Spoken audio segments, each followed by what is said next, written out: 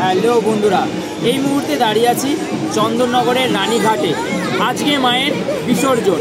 এই শহর আবার ভারাক্রান্ত হবে, বিষণ্ণ হবে।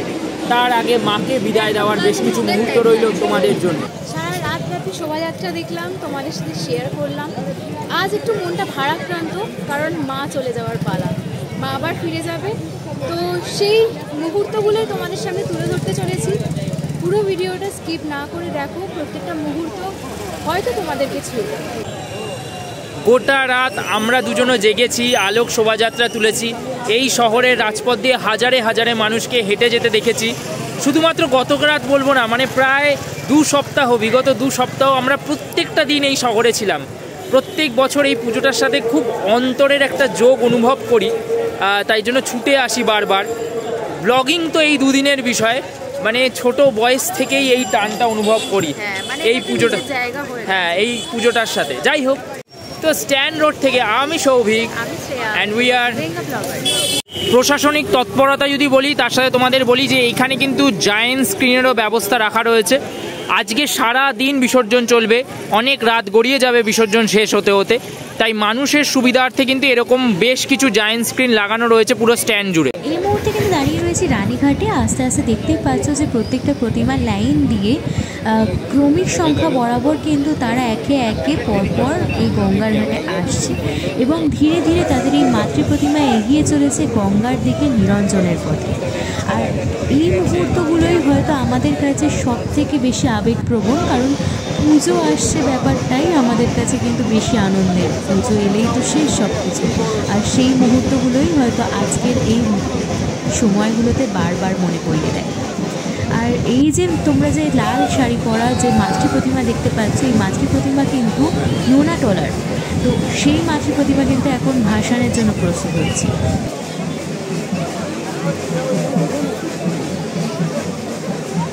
চন্দননগরের একটা রীতি, এরা কিন্তু শুধুমাত্র বিসর্জন দিয়েই থেমে যায় না। এরা এই প্রত্যেকটা মাতৃ প্রতিমার খড়গুলোকে আলাদা করে সেগুলো কিন্তু পাশে থাকা নৌকা আবার তুলে নিয়ে যায়, যাতে জলটা অপরিষ্কার না হয়।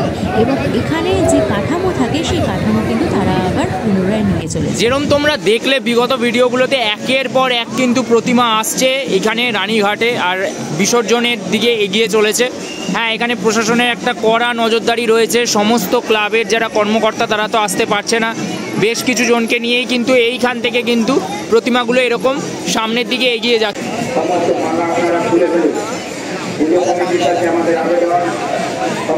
এই যে বলছিলাম না, শাবল বা বাঁশের সাহায্যেই আর কি যে পুরো মাতৃ প্রতিমাটাকে ঠেলা হয় এবং সেইটা আস্তে আস্তে আস্তে আস্তে দড়ি দিয়ে হালকা হালকা ছাড়তে ছাড়তে ওই গঙ্গার মধ্যে মাতৃ প্রতিমা নিরঞ্জন হয়। তো জিনিসটা কিন্তু বেশ ইউনিক আর খুব টেকনিক্যাল একটা ওয়েতে। একদিকে যেমন এই মাতৃ প্রতিমা নিরঞ্জনের কাজ হচ্ছে, তেমনি অন্যদিকে কিন্তু আরেকটা মাতৃ প্রতিমা এসে গেছে।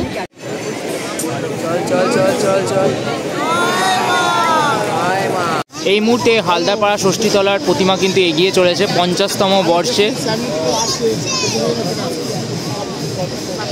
একে একে কিন্তু প্রত্যেকটা মাতৃ প্রতিমা এইভাবে গঙ্গা বক্ষে চলে যাবে, একটা শহর রয়ে যাবে একা গোটা।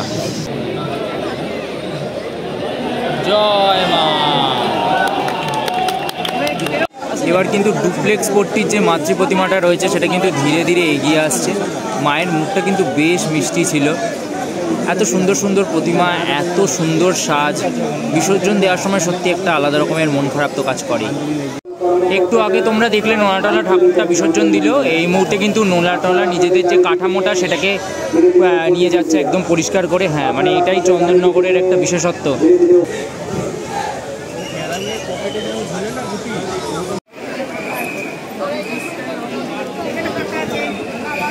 শখ করে ক্রেন রাখা হয়েছে বটে, তবে এটা কিন্তু একটা ভ্যালুলেস প্রোডাক্ট চন্দননগর স্ট্যান্ডে আমি বলবো।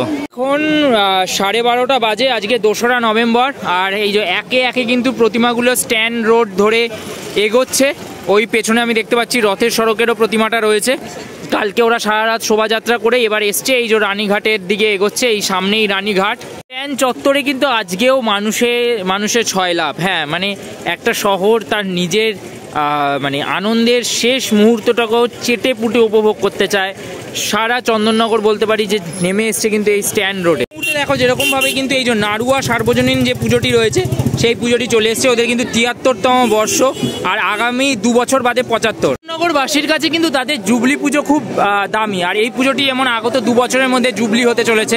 ওদের মাতৃ প্রতিমা এইবারের একটুখানি ওপরের যে চালচিত্র বা ইত্যাদি ছিল সেগুলো তো ভেঙেই গেছে, স্বাভাবিক ব্যাপার, কালকে যে সমস্ত কিছু হয়েছে তারপরে। এবার কিন্তু মায়ের যাওয়ার পালা।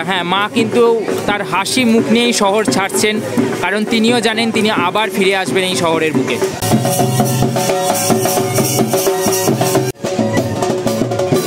এগিয়ে আসছে কিন্তু হালদারপাড়া আদি, বুড়িমা বলেও পরিচিত, চন্দননগরের বুড়িমা। এই মুহূর্তে কিন্তু স্ট্যান্ডে প্রতিমাদের যে ট্রাফিক, সেই ট্রাফিক কিন্তু লেগে গেল বেসিক্যালি। আর এই সিনটা দেখতে কিন্তু বহু বহু দূর থেকে মানুষজন আসে এই পরপর সারিবদ্ধ প্রতিমাগুলোকে দেখার জন্য স্ট্যান্ড রোডের ওপরে।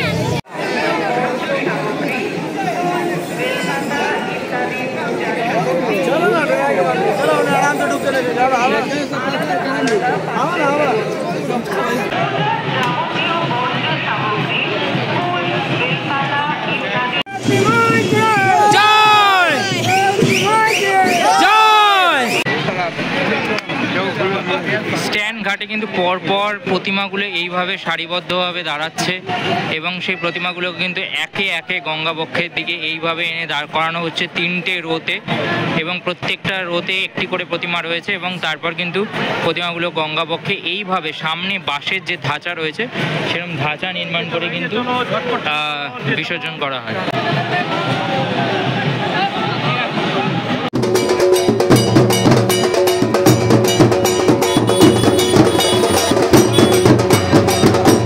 স্ট্যান্ড জুড়ে একের পর এক প্রতিমা আসছে, আর একের পর এক প্রতিমা বিসর্জন হয়ে যাচ্ছে।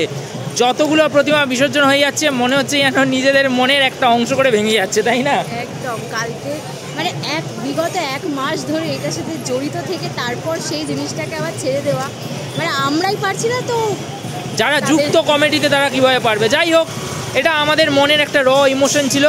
এটাই ছিল কিন্তু চন্দননগরের বিসর্জন। আজকে সারা সন্ধে ব্যাপী হয়ে রাত গড়িয়ে যাবে সমস্ত প্রতিমার বিসর্জন হতে হতে। এখনো অনেক প্রতিমা আসে। বাট আমরা খানিকটা টায়ার্ড আর খানিকটা মন খারাপও বটে। চলো, তোমাদের সাথে নতুন কোনো পুজো নিয়ে আবার দেখা হবে।